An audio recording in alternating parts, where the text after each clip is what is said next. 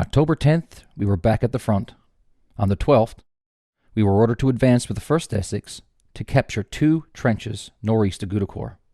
The first, Hilt Trench, was 400 yards away. The second objective, Grease Trench, was another 400 yards past that. The plan called for the use of a new battle tactic known as a creeping barrage, or curtain fire. The artillery would lay down a line of fire just ahead of the advancing troops. As the troops moved forward, the guns were elevated so that the shells continued to land ahead of the soldiers. In this way, the troops could advance about 50 meters every minute. At 5 after 2 that afternoon, we went over the top. Many of us were killed or wounded before we got to our first objective. Some of the boys were even hit by our own shells. In the confusion and excitement of battle, some advanced too quickly and walked right into our own barrage.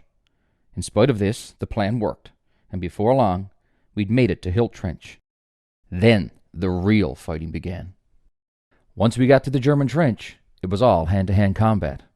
For many of us, it was the first time we'd used our bayonet, and once some of the boys got the knack of it, well, it was hard to make them give it up. A few Mills bombs were used to get the Germans' attention, and their hands above their heads. By 2:30, we had control of the trench. Along with the Essex, the regiment then advanced on its next objective.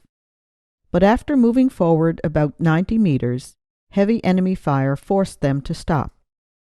They tried to dig a new defensive position, but the shelling was too intense.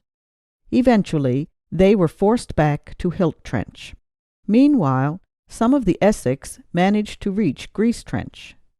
However, with their left side unprotected, they came under heavy attack. The intensity of the bombardment forced them back to Hilt Trench, and then to their starting line. It wasn't until our regiment tried to make contact with the Essex that we discovered they had abandoned the trench and returned to the original front line. We could see the Germans making their way back to the trench, so our officers organized bombing parties to send them running. When they had secured about 300 meters of it, they built a blockade in the trench to divide them from the Germans. This meant they now had 600 meters to defend.